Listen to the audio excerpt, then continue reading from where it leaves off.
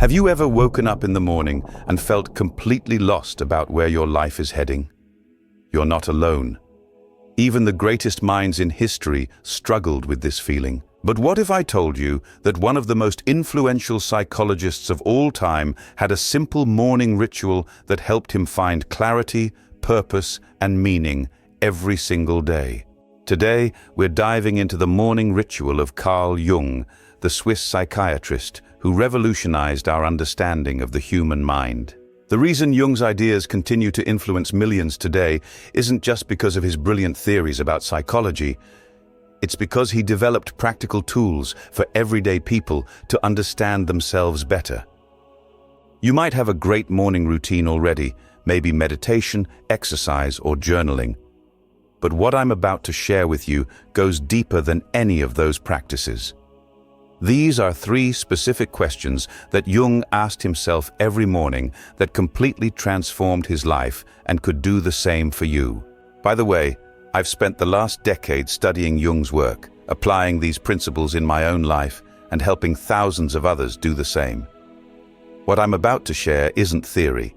It's a proven framework that has stood the test of time for nearly a century. Before we get into the 3 questions, there's something critical you need to understand about Carl Jung's approach to psychology.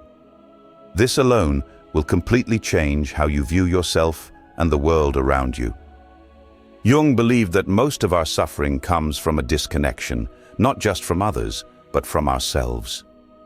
He discovered that we all have parts of ourselves that remain hidden in what he called the shadow, and until we make these unconscious elements conscious, we're essentially living half asleep. This is crucial because these morning questions aren't just random thought exercises. They're specifically designed to bridge the gap between your conscious and unconscious mind, which Jung believed was the key to psychological wholeness. When you understand this fundamental principle, the questions take on an entirely new level of power. They aren't just questions, they're doorways into parts of yourself that have been locked away, sometimes for decades. Number 1. What dream last night stands out in my memory? The first question Jung asked himself every morning was about his dreams. But he wasn't just casually remembering random dream fragments. He was conducting a deliberate psychological investigation. Why dreams? Because Jung discovered something fascinating about our dream life that most people completely miss. Dreams aren't just random firings of neurons during sleep. They're messages from your unconscious mind, trying to communicate important information that your conscious mind has overlooked. Think about it. How many times have you had a dream that felt incredibly significant, but you just brushed it off and went about your day? Jung realized that this is one of the biggest mistakes we make.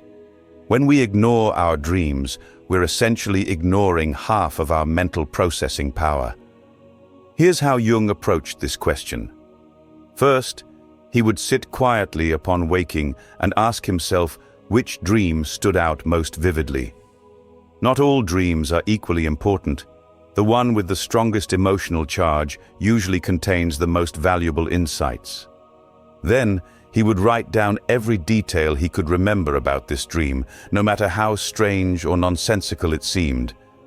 The weird details are often the most important. Finally, he would ask himself, if this dream were telling me something important about my life right now, what would it be? He wouldn't force an interpretation, but would let the meaning emerge naturally. One morning, Jung recorded a dream where he was walking through a house he'd never seen before, discovering room after room he didn't know existed. This dream helped him realize he had vastly underestimated the depth of his own unconscious mind, leading to his revolutionary theories about the collective unconscious. What's amazing is that this simple practice consistently revealed blind spots in Jung's thinking. Dreams often compensate for our conscious attitudes, showing us perspectives we're ignoring in our waking life. I remember when I first started this practice. I dreamt of an old friend I hadn't thought about in years. Instead of dismissing it, I asked what this person might represent in my life. I realized I had been neglecting the carefree, adventurous part of myself that this friend always embodied. This simple insight led me to reintroduce more spontaneity into my overly structured life. This practice alone can reveal insights that would take years of therapy to uncover. But Jung didn't stop there. Number 2. What is my emotional state right now and why? The second question Jung asked himself each morning focused on his current emotional state. But unlike most people who either ignore their emotions or get lost in them, Jung approached emotions as data, valuable information about what's happening beneath the surface of consciousness. Why is this question so powerful? Because emotions are the bridge between your conscious and unconscious mind. They're signals from deeper parts of yourself, but most of us have been taught to ignore these signals from childhood. Jung believed that every emotion, especially the difficult ones like anger, fear, or sadness, contains intelligence. When we avoid these emotions, we miss critical information about our needs, boundaries, and deeper desires. Here's how Jung approached this question. He would first simply notice what he was feeling without judgment or the need to change anything. Was he anxious, excited, melancholy, irritable? Just naming the emotion often brings immediate clarity.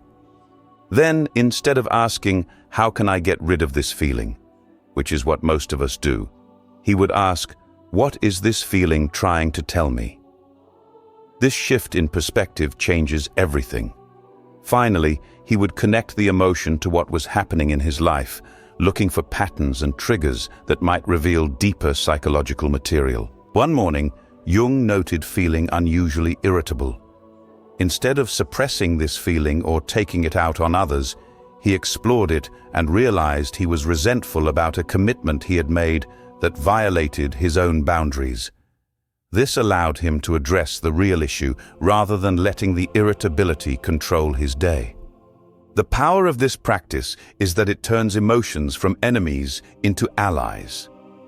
Instead of being controlled by unconscious emotional reactions, you begin to understand the wisdom behind your feelings. I started doing this during a particularly difficult period in my life when I was experiencing frequent anxiety. Instead of trying to eliminate the anxiety, I asked what it was trying to tell me. I realized it was alerting me to the fact that I had taken on too many responsibilities and wasn't being honest about my limitations. This insight allowed me to make necessary changes instead of just managing symptoms. This question alone can transform your relationship with your emotional life. But Jung went even deeper with his third question. Number 3. What threshold am I avoiding crossing today? The third question Jung asked himself each morning was perhaps the most powerful. What threshold am I avoiding crossing today? This question cut straight to the heart of what keeps us stuck in life. Why this specific question? Because Jung discovered that psychological growth happens at thresholds, those uncomfortable boundaries between who we are now and who we are capable of becoming. And our natural tendency is to avoid these thresholds at all costs. Jung called this avoidance resistance, and he believed it was the primary reason people remain stuck in patterns that no longer serve them. By identifying the threshold you're avoiding, you bring conscious awareness to the very place where transformation is possible. Here's how Jung approached this question. First, he would scan his upcoming day and notice where he felt resistance or avoidance. What conversation was he dreading? What task was he procrastinating on? What decision was he postponing? Then, he would ask himself what fear was underlying this avoidance. Was it fear of failure, rejection, success, the unknown? Naming the fear immediately diminishes its power. Finally, he would make a conscious decision about whether today was the day to cross that threshold, understanding that growth requires stepping into discomfort. One morning, Jung realized he was avoiding finalizing a manuscript because he feared the criticism it might receive. By recognizing this threshold, he was able to see how this fear had been holding him back, not just with this project, but throughout his career. He made the decision to move forward despite the fear, which led to publishing work that would influence generations. The magic of this question is that it reveals how we sabotage ourselves in subtle ways every day. By bringing awareness to these decision points, we regain the power of choice. When I began asking myself this question, I noticed I was avoiding having an important conversation with a family member about a long-standing conflict. By recognizing this threshold and understanding my fear of conflict, I was able to approach the conversation with greater awareness, which led to healing a relationship that had been strained for years. Together, these three questions formed the foundation of Jung's morning psychological practice. But how do we integrate them into our modern lives? Now that we understand Jung's three morning questions, let's talk about how to practically apply them in your daily life for maximum impact. The beauty of these questions is their simplicity. You don't need any special equipment, training, or even much time.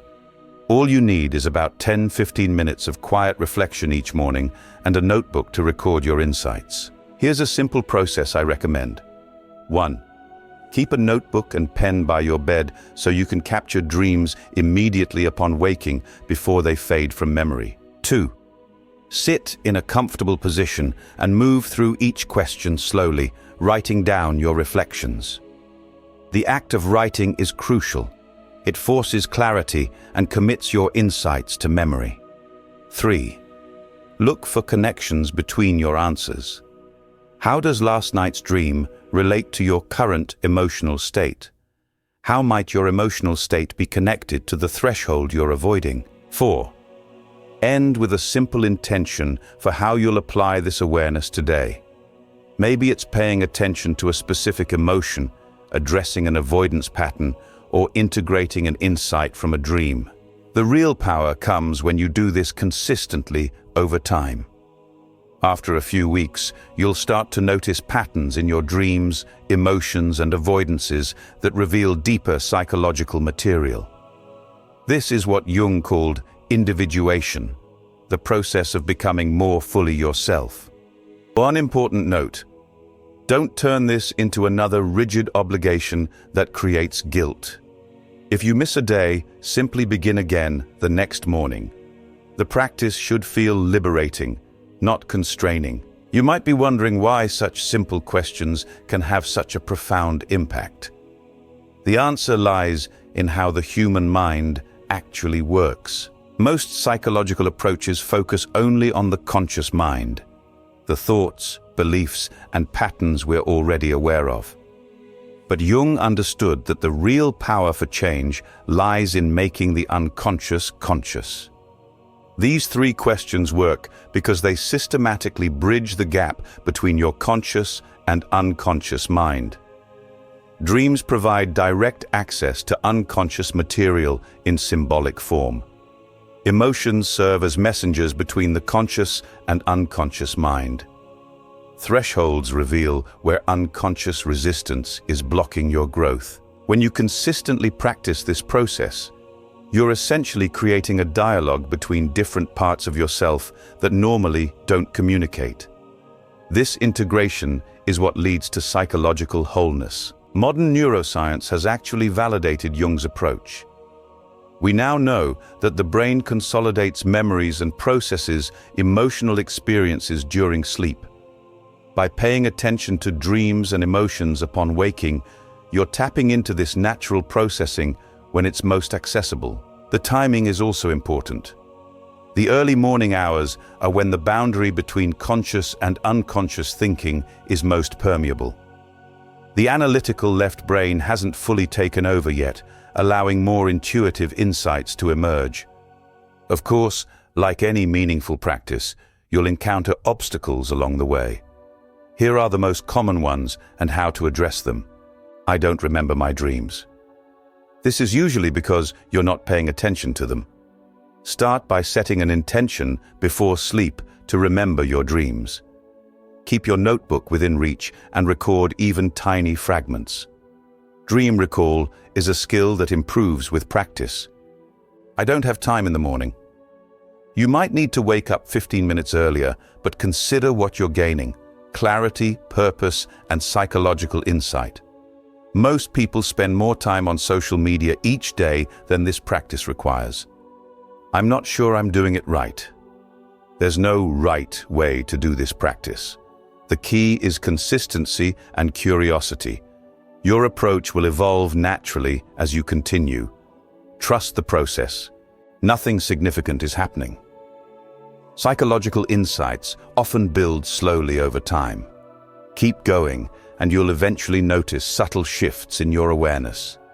Sometimes the most powerful realizations come after weeks or months of seemingly uneventful practice. I keep forgetting to do it. Link this practice to something you already do every morning, like drinking coffee. Place visual reminders where you'll see them first thing. Remember that building any new habit takes time. Remember that Jung himself developed this practice over decades. Be patient with yourself as you learn this new way of relating to your inner life. As we wrap up, it's important to understand what Jung was ultimately aiming for with these 3 questions. It wasn't just about self-improvement or solving immediate problems. It was about something much more profound. Jung believed that most psychological suffering comes from living a divided life.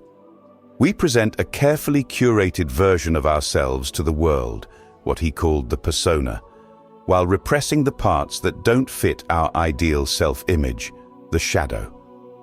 This internal division requires enormous psychological energy to maintain and ultimately leads to various forms of suffering.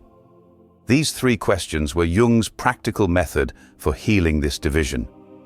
By consistently turning toward your dreams, emotions, and avoidances, you gradually reclaim the disowned parts of yourself and integrate them into a more complete identity. Jung called this lifelong process individuation, becoming the unique individual you were meant to be rather than who your family, culture, or society expected you to be. This isn't about becoming perfect. It's about becoming whole. It's about embracing both your light and shadow aspects and bringing them into conscious relationship with each other. When you commit to this process, something remarkable happens. The energy that was previously tied up in internal conflict becomes available for creative living. You gain access to deeper wisdom, greater compassion for yourself and others, and a more authentic way of being in the world. As Jung himself put it, until you make the unconscious conscious, it will direct your life and you will call it fate. These 3 morning questions are your daily practice for taking the steering wheel of your life back from unconscious patterns. They're how you transform fate into choice. In a world that constantly pulls our attention outward, these 3 questions invite us back to what matters most. The ongoing conversation with our deeper selves that leads to genuine wisdom and authentic living. Thank you for exploring Carl Jung's morning questions with me today. Until next time, may you continue awakening to the wisdom within.